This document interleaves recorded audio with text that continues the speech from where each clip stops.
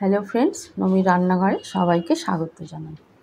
তো বন্ধুরা দেখো, আজ আরেকটি নতুন রেসিপি নিয়ে চলে এসেছি। আজকে আমি ওল দিয়ে ডালনা বা তরকারি করে দেখাবো, যে যেটা বলো। তো তার জন্য দেখো, এখানে আমি কড়াই সর্ষের তেল দিয়েছি। রান্নাটা আমি সর্ষের তেলেই করব, কারণ আমার সর্ষের তেলের রান্না বেশ ভালো লাগে। তো দেখো, তেল গরম হয়ে গেছে। প্রথমে আমি এখানে মশলাটা তৈরি করে নেব। প্রথমে আমি গোটা জিরে, গোটা ধনে, একটা বড় সাইজের পেঁয়াজ, একটা গোটা রসুন, 1.5 ইঞ্চি আদা, 4টে শুকনো লঙ্কা, কয়েকটা তেজপাতা, এগুলো দিয়ে হালকা ভেজে নিয়ে এরপরে আমি এতে লবঙ্গ, দারচিনি, এলাচ সমস্ত মশলা একসাথে ভেজে সেটাকে আমি সাইডে রেখে মিক্সিতে পেস্ট করে নেব। আমি এই মশলাটা এইভাবে তৈরি করে নিলাম, এতে ভালো লাগবে। পরে ওই যে কষার জন্য অনেক সময় লাগে, ওটা আর লাগবে না। এটাকে আমি পেস্ট করে রেখে দেবো। তো দেখো, মোটামুটি এটা ভেজে নেবো, যতক্ষণ না এর কাঁচা গন্ধটা চলে যায় ততক্ষণ এটাকে আমি ভেজে নেব। সঙ্গে একটা টমেটো দিয়ে দিলাম তরকারির স্বাদ বাড়ানোর জন্য। তো আমার ভাজা হয়ে গেছে, এটা আমি মিক্সির জারে তুলে নেব, নিয়ে এটা আমি পেস্ট করে রাখবো। সমস্ত মশলাটা আমি তুলে নিচ্ছি। দেখো, এরপরে আমি আলু আর ওলটা কেটে রেখেছি, ওটা আমি আর ভিডিওতে দেখালাম না, তাহলে অনেক বড় হয়ে যাবে ভিডিওটা। তো দেখো, আমি এখানে আলু আর ওল কেটে ধুয়ে পরিষ্কার করে রেখেছি। আমি তরকারির জন্য বড় সাইজের 3টে আলু নিয়েছি। আলু দেখো, একটু একটা আলুকে 4 টুকরো করে কেটে রেখেছি। এইভাবে আলু আমি কেটে নিয়েছি। ওলটাও কেটে রেখেছি, 250 মতন ওল নিয়েছি। খোসা ছাড়িয়ে সুন্দর করে কেটে ধুয়ে রেখেছি। আমি সামান্য নুন দিয়ে দিলাম, কারণ নুন দিয়ে দিলে আলুটা তাড়াতাড়ি গলে যাবে, মানে ভাজতে ভাজতে অনেকটাই গলে যাবে। তো আলুটা এবার আমি হালকা ঢাকা চাপা দিয়ে লাল লাল করে ভেজে নেব, ভেজে আমি তুলে নেব। দেখছো, আলু ভেজে নিচ্ছি ঢাকা চাপা দিয়ে আমি করে নেব। দেখো, আলু বেশ লাল লাল করে ভাজা হয়ে গেছে। যে কোনো সবজি একটু ভেজে রান্না করবে বন্ধুরা, তরকারির স্বাদ দ্বিগুণ বাড়ে। দেখো, আমি পুরো তুলে নিচ্ছি। এই তেলে আমি ওলটা ভেজে নেব। আলুটা পুরো তুলে নিলাম, ভাজা হয়ে গেছে। এরপরে আমি একটু, এই তেল কমে গেছে, একটু তেল দিয়ে দেবো, 2 চামচের মতন। তার একটু সর্ষের তেল দিয়ে দেবো, দিয়ে এটার মধ্যে আমি ওলটাকে ভেজে নেব। তারপরে আমি আসল রান্নায় চলে যাব। প্রথমে সবজিগুলো ভেজে নিচ্ছি, এতে হয় স্বাদটা বললাম দ্বিগুণ বাড়ে। আর একটু সর্ষের তেলে রান্না করবে, মাছ, তারপরে ওল, তারপরে ডিম, মাংস, এগুলো সর্ষের তেলে বেশি ভালো লাগে। এগুলো সাদা তেলে খুব একটা স্বাদ হয় না, দেখতে একটু ফিকে লাগে তরকারিটা। তো যাই হোক, এবার দেখো ওলগুলো ভেজে নেবো, ওলগুলো লাল লাল করে ভেজে নেবো। এটা কড়াই দিয়ে দিলাম, এটা ভাজা হতে থাকে, আমি যতক্ষণ মশলা করে নেব। এটাও ঢাকা চাপা দিয়ে ভেজে নেব। মশলাটা করে নিচ্ছি, এটা আস্তে আস্তে হোক। দেখো বন্ধুরা, মশলাটা বেটে নিয়েছি। তো এর মধ্যে একটু তিল দেবো। এর মধ্যে পোস্ত হলে ভালো হতো, পোস্তর একটা স্বাদ আছে। তো পোস্ত আমার কাছে নেই, একটু তিল ছিল, দিয়ে দিলাম অল্প করে, ওই 3 চামচের মতন তিল দিয়ে দিলাম। আর এটাকে আবার পেস্ট করব, ভালো করে এটাকে ভেজে নেব, বেটে নেবো। বেটে নিয়ে ভাজা হয়ে গেছে, ওলটা ভাজা হচ্ছে, এটাকে আমি বেটে পেস্ট করে নেব। দেখো, ওলটা এবারে ভাজা হয়ে গেছে, এটাকেও তুলে নেব। তো আমার ওদিকে ওটা পেস্ট করা হয়ে গেছে, এটাকেও তুলে নেব, নিয়ে তারপরে রান্নাটা শুরু করে দেব। ওলটাকেও তুলে নিচ্ছি থালার মধ্যে।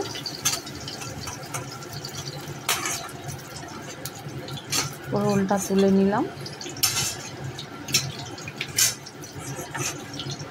হয়ে গেল। এইবারে আমি মশলাটা হালকা কষবো। দেখো, আলু আর ওল একেবারে সুন্দর করে ভাজা হয়ে গেছে, মোটামুটি অনেকটা গলেও গেছে। এইবারে এই মশলাটা যেটা বেটে নিয়েছি, এটাকে, এই তিলটা আছে না, তিলটার জন্য একটু হালকা ভেজে নেব। তিলটা ওতে দিলে না, আগে দিলে পুড়ে যেত, ওই জন্য আমি দিলাম না। এখন একটু হালকা ভেজে নেব, ভেজে নিলে হবে কি গন্ধটা চলে যাবে। এবার ওই সবজিটাও দিয়ে দেবো, দিয়ে একসাথে আর একটু কষে নেব। কষে নিয়ে এর ওপর লঙ্কা গুঁড়ো, হলুদ গুঁড়ো এগুলো তো দিইনি, এখন দিয়ে দেবো। আর আমার একটা ঘরে থাকা, দেখো হলুদ গুঁড়ো দিলাম, কাশ্মীরি লঙ্কার গুঁড়ো দেবো।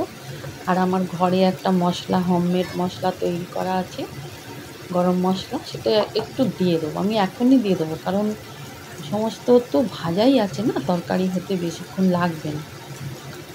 একটু হোমমেড গরম মশলা দিয়ে দেবো, কাশ্মীরি গুঁড়ো লঙ্কা দিয়ে দিলাম। বেশি একটা কষতেও লাগবে না, যেহেতু আমার 80% কাজ হয়েই গেছে। তো দেখো, এই যে বললাম যে গরম মশলা আছে, ওটা হালকা দিয়ে দিলাম, অল্প একটু, যেহেতু ওখানে আমি বেটে নিয়েছি, একটু শুকনো দিলাম একটা সুন্দর ফ্লেভারের জন্য। তো কষে এবার আমি ওই মিক্সির ধোয়া জলটা ঢেলে দিই। মিক্সিতে যে জলটা ছিল দেখো, ওটা আমি ধুয়ে নিয়েছি, ওই জলটাই আমি ঢেলে দিই।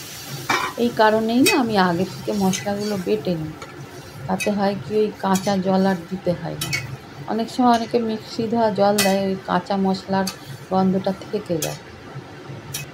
তো ওটা দিয়ে দিলাম, দিয়ে ঢাকা চাপা দিয়ে এটা হতে দেবো। এটা আমি রুটির সাথে রাত্রিরে ডিনারে পরিবেশন করব। এরপরে আমি রুটিটাও করে নেব, রুটির সাথে পরিবেশন করব, সেটা আমি এখানে দেখাবো। তো বন্ধুরা দেখো হয়ে গেছে, আমি আলু আর ওলটা দেখে নিচ্ছি কতটা গলেছে। গলে তো যাবেই, আলু আর ওল ভাজতে ভাজতেই অনেক গলে গেছে। একটু সামান্য জলে একটু গ্রেভি রেখেছি, কারণ এটা ঠান্ডা হলে না জলটা শুকিয়ে যায়, এর যে রসটা। ওপর থেকে একটু ঘি দিয়ে দিলাম, আর একটু কাঁচা লঙ্কা দিয়ে দেবো চিড়ে, তাতে হবে কি না একটা সুন্দর ফ্লেভার হবে, সুন্দর একটা সুগন্ধ ছাড়লে দেখবে এমনি তরকারি খেতে খুব ভালো লাগে। স্বাদ তো আছেই। এবারে এটাকে আমি একটা বাটিতে ঢেলে নিয়ে তারপর আমি রুটিটা করে নেব, যেহেতু রাত্রিরে ডিনারে রুটি আর এই তরকারি। তো বন্ধুরা তোমরা করবে, আমি তারপরে রুটিটা করে দেখাচ্ছি। তোমরা এইভাবে করবে, ভালো লাগলে আমার পাশে থাকবে, চ্যানেলটি সাবস্ক্রাইব করবে। এবার দেখো আমি আটা মেখে রেখেছিলাম, মেখে 10 মিনিট রেখে দিয়েছিলাম। এবার আমি রুটিটা বেলে রুটিটা সেঁকে নিচ্ছি। একটা একটা করে রুটি বেলে, খুবই অল্প রুটি করব, রাত্রে তো অত বেশি কেউ খায় না, তো অল্পই রুটি করব।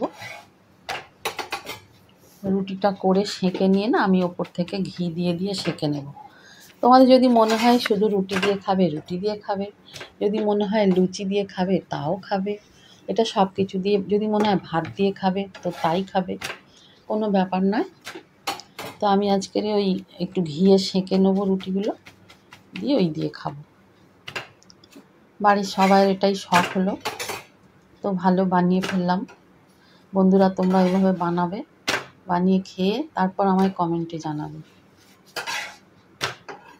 রুটি শাঁকা হয়ে গেছে, এবার ওপর থেকে দেখো হালকা হালকা করে ঘি লাগিয়ে দেবো, দিয়ে দিয়ে সেঁকে নেব।